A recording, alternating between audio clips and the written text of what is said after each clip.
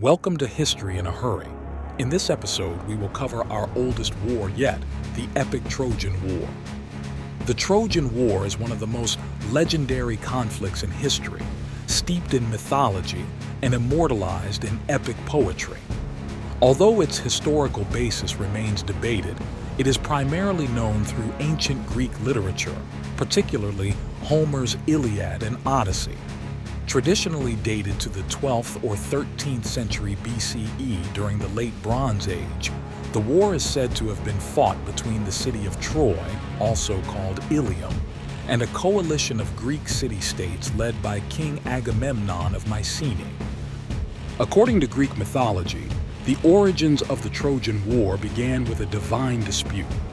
At the wedding of Peleus and Thetis, the goddess of discord, Eris, presented a golden apple inscribed, "For the fairest." Hera, Athena, and Aphrodite vied for the title, and Zeus appointed Paris, a prince of Troy, to decide. Each goddess offered Paris a bribe. Hera promised power, Athena wisdom and military prowess, and Aphrodite the love of the most beautiful woman in the world, Helen.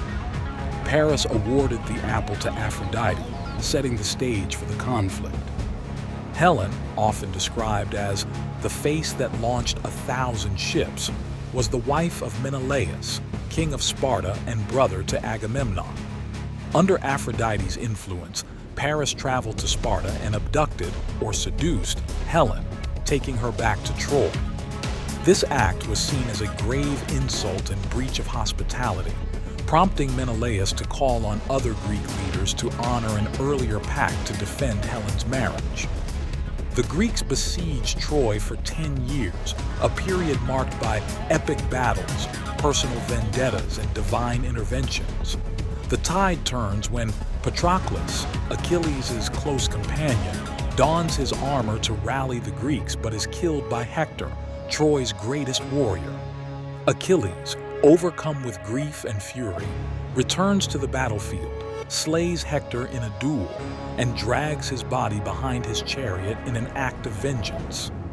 Beyond the Iliad, other sources fill in the details of the war's conclusion. One of the most famous episodes is the construction of the Trojan Horse. Devised by Odysseus, the Greeks built a large wooden horse and concealed soldiers inside it. According to myth, the city was burned to the ground, its men killed, and its women and children taken as slaves. The aftermath of the Trojan War is depicted in Homer's Odyssey and other works. Odysseus' 10-year journey home to Ithaca symbolizes the enduring struggles faced by survivors. Similarly, other heroes like Agamemnon met tragic fates upon their return. While the story of the Trojan War is rich in myth, historians and archaeologists have long debated its historical basis. The city of Troy, identified with the archaeological site of Hisarlik in modern-day Turkey, was excavated in the 19th century by Heinrich Schliemann. This has led some scholars to suggest that the Trojan War may have been based on a real conflict between Mycenaean Greeks and the inhabitants of Troy, possibly over control of trade routes in the Aegean and Black Sea regions. The Trojan War has had a profound cultural impact, inspiring countless works of art, literature, and drama over millennia. In ancient Greece, it served as a symbol of heroism, honor, and the consequences of human folly. Even today, the war continues to captivate audiences, offering timeless lessons about ambition, loyalty, and the interplay of fate and free will.